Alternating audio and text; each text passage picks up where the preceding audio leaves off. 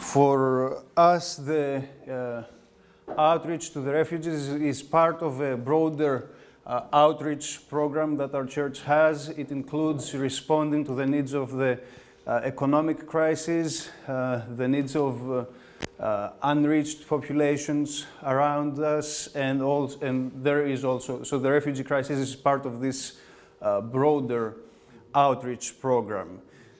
So what we have been doing in the previous years, for example, to respond to the economic crisis, we have a ministry that is called the Christian Steki. Antonis Sakellariou is the ministry director, and this ministry has been functioning since 1984, but over the last years, with the growth of poverty around us, we took some radical steps to increase it. As the needs were increasing, we had to increase the meals that we would be offering and the aid to the homeless and the poor of our neighborhood. So when we were seeing people around us in Greece searching in garbage for food, and this is now a daily phenomenon, you can see it many times a day, people look like that. We said we have to do something, so we intensified our efforts and the meals that we are doing. Here you can see a part of the interior. Before the crisis, we would feed 50 or 60 people every time that we would open. Now it would be 200 people. And we would have volunteers from our church cooking there, and sometimes the people were so many, you can see there are people eating here, and over there are people who are waiting outside for the first ones to get in and have their turn to eat. So we have been doing this for so for the last 5 or 6 years we have intensified this. As of the summer, we decided that it would be more strategic not to have 2 meals per week for 200 people, but a daily distribution of food. So we now do 120 portions, but every day. So at 10 in the morning, if you go actually right now outside the Steki, which is 3 blocks away from here. Yes, so every morning there are about 120 people who get bags of food for the day. And at the same time, we have small groups with people. We invite them in some evenings in the week for coffee, for tea, to encourage them to teach, to share something from the Bible with them, and to have fellowship with them. Many of them need someone to talk to and to have a conversation. And we also have clothes distribution. So here is a summary of all that the Steki ministry includes. Steki is the Greek word for the hangout place, the meeting place. So we had the meals to the poor, we have the daily food distribution, the showers for men, and on a different day showers for women, because homeless people need to have a shower. Distribution of clothes, support of addicted people. Once a week we have a program for addicted people and help them in their struggle. And we also have the House of Hospitality ministry that is hosting some homeless people for a limited amount of time, to give them some time to refresh and be able to look for a job until they settle somewhere permanently. Now this house hosts refugees. We will talk about that in a minute. So this was the one arm of our outreach program. The second arm has to do with unreached populations, especially the Romani people, or sometimes we know them as gypsies or Roma. So the Romani people, people who are marginalized, that nobody was taking care of them. They were often considered by the majority of the population as people who are prone to crime, that nobody takes care of them. So in cooperation with, so actually there were some people from Korea who had come, from the Presbyterian Church of Korea, who had started working with them, and then they asked us to cooperate and take over the church that was founded in Perea. Perea is 5 minutes away from the airport of Thessaloniki, where you landed yesterday. So our church, one of the elders of our church, undertook the new church in Perea and has also started doing outreach to other Romani camps. This doesn't include only teaching the Bible, but also taking care of the physical needs of the people by bringing doctors, dentists, providing some ways of education for their kids and helping them understand how they can find jobs, help them to be included better in the Greek society. So here you can see just a part of the interior of the church in Perea. There were so many people that recently they had to expand the building. The church now has about 30 adults and 30 children every Sunday, and so this is the building expansion of the church in Perea. And our church has also mapped all the other major Romani camps in northern Greece. You see them with the different colors, and we are currently in the process of making a plan of how we can also engage and reach out to other camps as well. This is under development now, it's under strategic planning, but there are so many populations all over northern Greece, and we are trying to see how we can continue reaching out to these people. And so our outreach program includes the Steki ministry, respond to the economic crisis, the Romani ministry to unreached populations, and now we come to the refugee crisis. And our response to the refugee crisis is part of this broader outreach program. So how do we respond to the refugee crisis? As in the previous months, we were seeing what was happening. We decided to go in Idomeni and have a first evaluation of the situation. So in late August, along with one other person from our church, we went and saw all the situation, all the crowds that were there. This is one of the first pictures that we took. I think there were about 5,000 people in Idomeni that day. That sounds low today, that there are 14,000 or so. But it was, back then there was no infrastructure. All these big tents that you see were not there. We were just, there was not, even the fence was not there at the border. So there were people all around, and we said we have to do something. We have to start expeditions to Idomeni to reach out to these people. So our first response was we did an announcement. We called for volunteers in early September to start these expeditions. And it was amazing how the people in our parish responded. On the same day that the announcement was made, more than 30 people responded and said, yes, we want to come. And there were actually so many, 30, that we couldn't take them all at once. So we said, okay, you are so many that we will have to split you in different expeditions, because back then we could, now all our expeditions have 20 or 30 people, but back then it was the beginning, so we said, okay, we'll go 10 or 15 every time. But this was very encouraging, and it helped us see that we need to proceed further. So we started participating in the joint expeditions of all the evangelical churches of northern Greece, all the Protestant churches, brother. And our church also hosted the training seminar that was done by the Greek Evangelical Alliance on September 17th. So very soon we realized we have to train our volunteers. This is not a place to go unprepared. People need to know some safety procedures, how to help the refugees, how not to help them. So we hosted the training seminar and started doing expeditions. Back then our budget was very limited. There were times that we couldn't have money to buy food, but we said, okay, we will go and we will gather the garbage, because there was a huge need for garbage cleaning, as is today as well. But back then there was absolutely no official service for the cleaning. Now the municipality has hired someone to do some kind of cleaning, but back then there was nothing. So we went.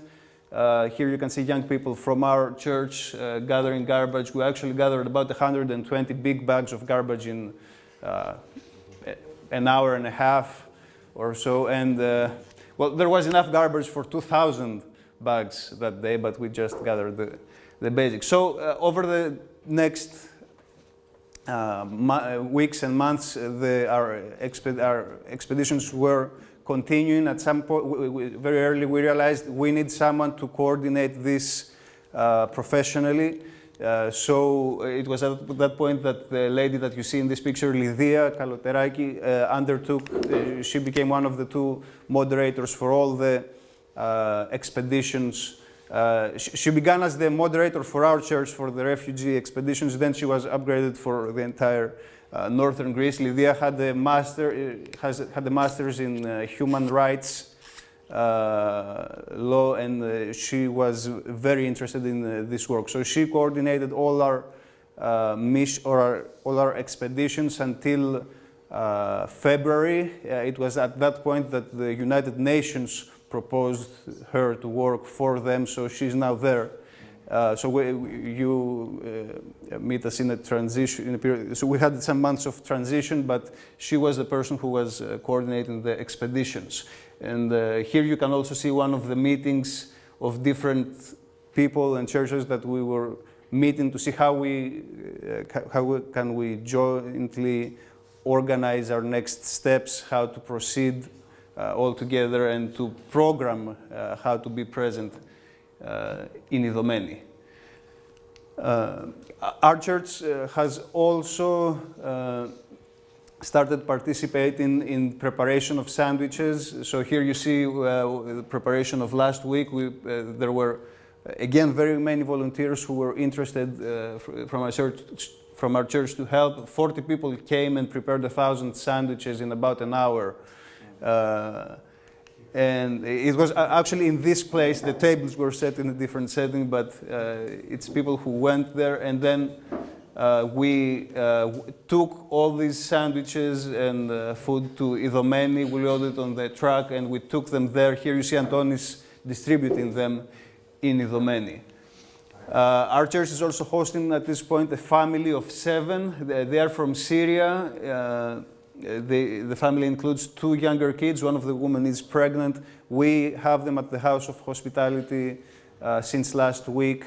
And there are many people from the church who have volunteered to say, I'm willing to help them to give them food. Someone else volunteered to teach them how to take the public transport. We also invited them to the meal that our church had, the lunch that our church had this Sunday. So they came, they shared with us their story, how they escaped from Syria. And we are now taking care of them. The next steps that we see coming, we intend to continue taking part in the expeditions to Idomeni until it closes. Nobody knows when will that be, but we will be there until it closes. We intend to start expeditions to local refugee camps. There is a local refugee camp in one of the western suburbs of Thessaloniki, Diavata. And it's very likely that there will be other refugee camps or hotspots, as they say. It's quite likely that there will be more than that in the future. We intend to support any families of our parish who are willing to host refugees. So this was just the beginning. We hope that there will be other people from our church who will be willing to host them, and we will intend to help them with that. We need to keep training our volunteers because the situation is continuously changing. There is nothing like a stable situation. It's always fluctuating. That's why we have to be flexible. And one of the reasons that our presence in Idomeni was considered as successful by other NGOs and even by the United Nations was because we had the flexibility to adapt to different changes. And we currently in the process of planning a long-term strategy of how we are going to proceed in the next months or even years, because this is not something that will be resolved within 2016. It's going to be here for years. So how are we going to do? So I'm going to present you our vision, our goals, some possible next steps. I'm not saying that all of those that you will see is something that will happen, because it will depend on our resources, it will depend on the needs that will be around it, it will depend on the situation. So nobody can predict what will be the highest need. We may be planning to bring food, but then the government may say, we will take care of the food, so we'll have to do something else, and so on. So these are some possible next steps that we are currently examining It's very likely that there will be needed for language lessons, either for the Greek language or the English language for the refugees. German also sometimes. Yes.